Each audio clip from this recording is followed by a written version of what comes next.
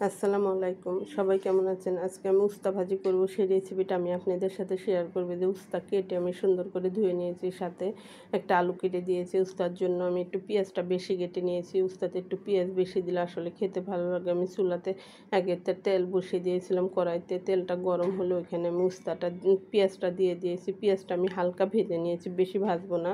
উস্তার পেঁয়াজটা বেশি ভাজবো না, আমি হালকাই ভেজে নিয়েছি। এই যে উস্তাগুলো সাথে দিয়ে দিলাম আমি হালকা ভাজার পরে। সাথে একটু লবণ আর হলুদ দিলাম। আমার ভাজিতে হলুদ না দিলে ভালো লাগে না। অনেকে আসলে ভাজিতে হলুদ খায় না, আপনারা না দিলেও পারবেন।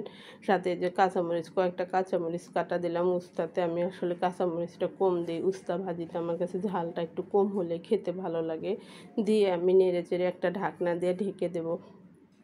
ঢাকনা দিয়ে ঢেকে দিয়ে একটু পর খুলে আবার নেড়ে দিতে হবে। যখন উস্তাটা আমার পরায় ভাপ আসছে, এই পর্যায়ে আমি ঢাকনাটা খুলে আবার নেড়ে দিলাম। কিন্তু চুলার জালটা বেশি কমিয়ে রাখা যাবে না। উস্তা ভাজি করার সময় কিন্তু একটু চুলার জালটা একটু হালকা বাড়িয়ে রাখতে হবে। বেশি কমিয়ে রাখলে উস্তাটা খেতে আসলে ভালো লাগে না, উস্তাটা তিতো হয়ে যায়।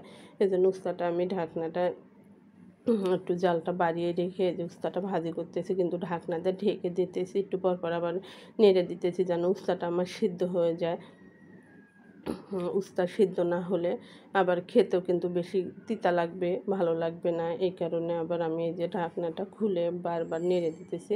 এই যে পর্যায়ে কিন্তু আর ঢাকনাটা ঢেকে না দিলেই আমার কাছে মনে হয় ভালো। এই পর্যায়ে যে ভাপে সুন্দর আস্তে আস্তে নাড়তে নাড়তে উস্তা ভাজিটা সুন্দর মতন হয়ে যাবে।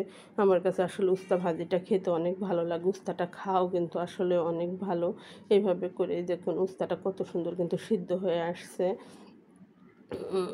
আসছে যে আলুটাও দিয়েছি, আলুটাও আমার সাথে সুন্দর মতো সিদ্ধ হয়ে গেছে। এই যে উস্তা ভাজিটা আমি এখন একটা প্যানের মধ্যে একটা ছোট একটা প্যানে বেড়ে নিয়েছি। দেন ভাজিটা কত সুন্দর হয়েছে। এভাবে আপনার ধন্যবাদ।